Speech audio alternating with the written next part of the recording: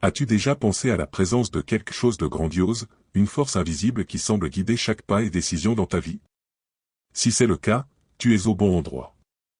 Aujourd'hui, tu découvriras le mystère derrière cette puissante force, le Saint-Esprit.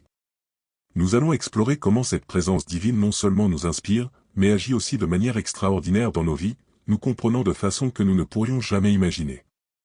Si tu souhaites comprendre comment le Saint-Esprit peut transformer radicalement ton existence, accompagne-nous. Ce voyage de découverte va au-delà de la foi, atteignant notre propre essence. Prépare-toi pour une révélation qui a le potentiel de changer complètement ta perspective sur le monde. Ne manque pas cette opportunité unique. Commençons. Qui est le Saint-Esprit? Pour établir une communion et collaborer avec le Saint-Esprit, il est impératif de bien le connaître. Bien qu'il existe des métaphores pour décrire le Saint-Esprit comme le feu, le vent, l'eau, l'huile, la colombe et d'autres, toutes fondées sur la Bible, leur utilisation excessive a conduit certaines personnes à méconnaître sa véritable identité. Contemplons la vérité essentielle, le Saint-Esprit est Dieu. Tout comme Dieu le Père et Dieu le Fils, le Saint-Esprit est un membre de la Trinité. La Bible elle-même identifie le Saint-Esprit comme Dieu. L'une des dernières instructions de Jésus à ses disciples avant son ascension fut « Allez donc et faites de toutes les nations des disciples, les baptisant au nom du Père, du Fils et du Saint-Esprit » Matthieu 28, 19. Ici, Jésus place sans équivoque le Saint-Esprit dans la même catégorie que le Père et le Fils. Dans le livre des Actes, Anania et son épouse Saphira ont vendu une propriété, présentant seulement une partie de l'argent aux apôtres, se faisant passer pour la somme totale. Cependant, l'apôtre Pierre, rempli du Saint-Esprit, a réprimandé Anania, « Anania, pourquoi Satan a-t-il rempli ton cœur pour que tu mentes au Saint-Esprit et que tu retiennes une partie du prix du terrain? Ne t'appartenait-il pas avant de le vendre, et une fois vendu, n'était-il pas à ta disposition? Pourquoi as-tu conçu cela dans ton cœur? Ce n'est pas à des hommes que tu as menti, mais à Dieu. » Acte 5 chapitres 3 à 4. Pierre a témoigné que le Saint-Esprit est Dieu en utilisant les termes de manière interchangeable. Il est remarquable de constater que les versets de l'Ancien Testament initialement prononcés sont cités dans le Nouveau Testament comme des paroles du Saint-Esprit. Par exemple, dans Ésaïe 6 chapitre 9, il est écrit, « Il dit va et dit à ce peuple, écoutez bien, mais ne comprenez pas, regardez bien, mais ne percevez pas. » Lorsque Paul a cité ce verset dans le Nouveau Testament, il l'a attribué au Saint-Esprit. Bien a parlé le Saint-Esprit à vos pères par le prophète Ésaïe en disant, « Va à ce peuple et dis-lui, vous entendrez bien, mais ne comprendrez pas, vous verrez bien, mais ne percevrez pas. » Acte 28 chapitres 25 à 26. À partir de passages comme ceux-ci, nous comprenons clairement que le Saint-Esprit est en fait l'un des membres de la Sainte Trinité. De plus, nous nous rendons compte que le Saint-Esprit est Dieu et accomplit des œuvres que seul Dieu peut faire. Le Saint-Esprit a créé les cieux et la terre par la volonté de Dieu. Dans Genèse 1 chapitre 2, il est écrit, « La terre était informe et vide, les ténèbres couvraient la surface de l'abîme, et l'Esprit de Dieu se mouvait au-dessus des eaux. » Et dans Job 26 chapitre 13, « Son souffle a embelli les cieux, sa main a formé le serpent tortueux. » Le Saint-Esprit a aussi ressuscité les morts. Dans Romains 1 chapitre 4, nous lisons, « Il a été déclaré Fils de Dieu avec puissance selon l'Esprit de sainteté, par sa résurrection d'entre les morts, Jésus-Christ notre Seigneur. » Le Saint-Esprit réprimande également le monde en ce qui concerne le péché, la justice et le jugement. Dans Jean 16 chapitre 8, il est écrit, « Et quand il sera venu, il convaincra le monde de péché, de justice et de jugement. » De plus, le Saint-Esprit expulse les démons. Comme l'a dit Jésus dans Matthieu 12 chapitre 28, « Mais si je chasse les démons par l'Esprit de Dieu, alors le royaume de Dieu est venu jusqu'à vous. » En plus de ces preuves, le Saint-Esprit possède tous les attributs de Dieu. Seul Dieu est éternel, omniscient, omnipotent et omniprésent, et le Saint-Esprit est toutes ces choses. Dans Hébreux 9 chapitre 14, il est dit que le Saint-Esprit est éternel, combien plus le sang du Christ, qui par l'Esprit éternel s'est offert lui-même sans tache à Dieu, purifiera-t-il notre conscience des œuvres mortes, pour que nous servions le Dieu vivant. Le Saint-Esprit est omniscient. Il est écrit, « Ces choses nous ont été révélées par Dieu par l'Esprit. » Car l'Esprit sonde tout, même les profondeurs de Dieu. Dans 1 Corinthiens 2 chapitre 10, nous apprenons que le Saint-Esprit connaît toutes les choses, même les profondeurs de Dieu. Le Saint-Esprit est omniprésent. Comme l'a dit l'ange dans Luc 1 chapitre 35, « Le Saint-Esprit viendra sur toi, et la puissance du Très-Haut te couvrira de son ombre. » C'est pourquoi aussi le Saint-Enfant qui naîtra sera appelé Fils de Dieu. Clairement, le Saint-Esprit est la puissance du Très-Haut, et avec Dieu, rien n'est impossible. Enfin, le Saint-Esprit est majestueux, saint et glorieux tout comme le Père et le Fils. Le Saint-Esprit a une personnalité. Lorsque nous comprenons que le Saint-Esprit est une entité avec une personnalité, tout comme le Père et le Fils, notre attitude envers lui change complètement. Il existe plusieurs façons dont la nature personnelle du Saint-Esprit influence notre relation avec lui. Dans le livre « La personne et l'œuvre du Saint-Esprit », nous ne pouvons pas dialoguer avec des pierres, des arbres ou une force impersonnelle, mais en tant que personne divine, le Saint-Esprit peut comprendre profondément nos affaires et nous aider. Cela nous permet de chercher son aide.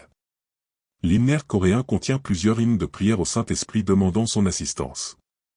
La première ligne de l'un de ces hymnes dit « Esprit du Dieu vivant, renouvelle-moi ». Si le Saint-Esprit n'était pas une personne, comment pourrait-il connaître nos circonstances et nous aider? L'épreuve biblique pose la question, comment savons-nous que le Saint-Esprit est une personne? Cela est clair dans toute la Bible.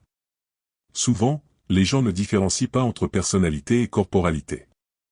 Lorsque nous disons qu'une entité est une personne, certains comprennent à tort que cela signifie que cette entité doit avoir une forme physique.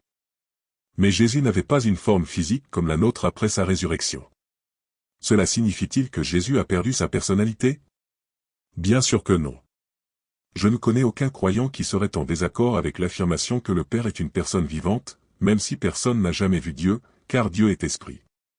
Dans Jean 4 chapitre 24, nous apprenons que Dieu est esprit, et que ceux qui l'adorent doivent l'adorer en esprit et en vérité.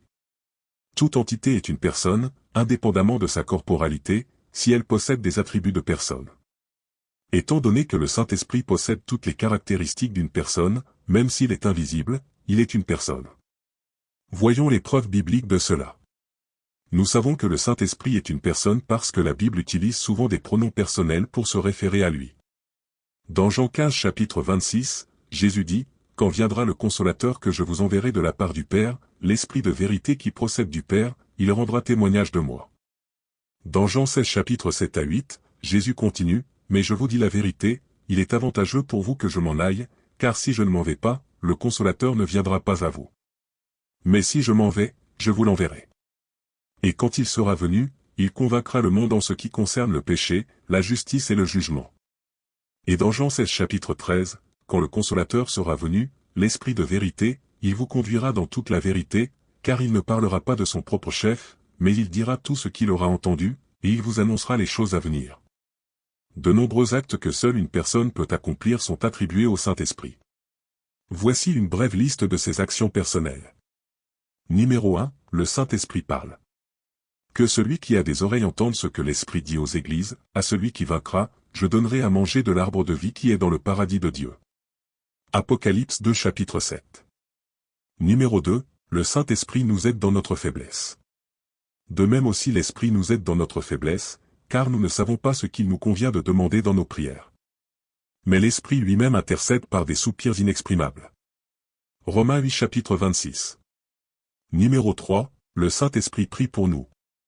Et de même aussi l'Esprit nous aide dans notre faiblesse, car nous ne savons pas ce qu'il nous convient de demander dans nos prières. Mais l'Esprit lui-même intercède par des soupirs inexprimables. Romains 8 chapitre 26. Nous apprenons que le Saint-Esprit nous enseigne. Mais le Consolateur, le Saint-Esprit, que le Père enverra en mon nom, vous enseignera toutes choses, et vous rappellera tout ce que je vous ai dit. Jean 14 chapitre 26. Numéro 4, le Saint-Esprit témoigne du Seigneur. Quand viendra le Consolateur que je vous enverrai de la part du Père, l'Esprit de vérité qui procède du Père, il rendra témoignage de moi. Jean 15 chapitre 26. Numéro 5, le Saint-Esprit nous guide. Quand le Consolateur sera venu, l'Esprit de vérité, il vous conduira dans toute la vérité, car il ne parlera pas de son propre chef, mais il dira tout ce qu'il aura entendu, et il vous annoncera les choses à venir. Jean 16 chapitre 13.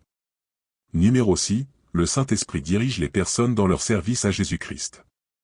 Ayant été empêchés par le Saint-Esprit d'annoncer la parole en Asie, ils traversèrent la Phrygie et le pays de Galatie. Arrivés près de la Mysie, ils se disposaient à entrer en Bithynie, mais l'Esprit de Jésus ne leur permit pas. Actes 16 chapitre 6 à 7. Numéro 7, le Saint-Esprit appelle les personnes à l'œuvre de Dieu et les désigne pour des postes.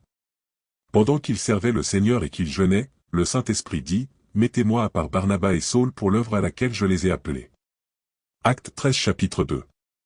Numéro 8, le Saint-Esprit console les croyants. L'Église était en paix dans toute la Judée, la Galilée et la Samarie, elle se fortifiait et marchait dans la crainte du Seigneur, et elle augmentait en nombre par l'assistance du Saint-Esprit. Acte 9 chapitre 31. Des chapitres entiers de la Bible ont été écrits sur les activités du Saint-Esprit. Cette liste présente seulement quelques points forts. Des caractéristiques de personnalité sont attribuées au Saint-Esprit. Pour être une personne, une entité doit avoir certains attributs, la connaissance des choses et des faits, des sentiments comme la joie, la colère et le plaisir, la volonté de décider de ses attitudes par rapport à ses sentiments. Le Saint-Esprit possède tous ces attributs. Tout d'abord, la connaissance est attribuée au Saint-Esprit, comme le montrent ces passages. Ce sont les choses que Dieu nous a révélées par son Esprit. L'Esprit examine tout, même les profondeurs de Dieu. 1 Corinthiens 2 chapitre 10. Nous apprenons que celui qui scrute connaît l'Esprit de l'Esprit, car il intercède pour les saints selon la volonté de Dieu. Romains 8 chapitre 27. Pensée Y, le Saint-Esprit a l'intelligence pour explorer les profondeurs de Dieu, et il enquête et comprend le cœur humain. Oui, le Saint-Esprit possède la connaissance. En deuxième lieu, le Saint-Esprit a des émotions et des sentiments, comme le montrent ces passages, et l'espérance ne nous déçoit pas, parce que l'amour de Dieu a été répandu dans nos cœurs par le Saint-Esprit qui nous a été donné. Romains 5 chapitre 5. N'attristez pas le Saint-Esprit de Dieu. Éphésiens 4 chapitre 30. L'Esprit lui-même intercède pour nous par des soupirs inexprimables. Romains 8 chapitre 26. Ces passages bibliques montrent que le Saint-Esprit possède une variété d'émotions, il verse l'amour de Dieu dans nos esprits, peut être attristé et gémit en prière fervente en notre faveur. Troisièmement, le Saint-Esprit a une volonté et agit selon sa volonté et son plan. Toutes ces choses, cependant, sont réalisées par un seul et même Esprit, qui distribue à chacun individuellement comme il veut. 1 Corinthiens 12 chapitre 11.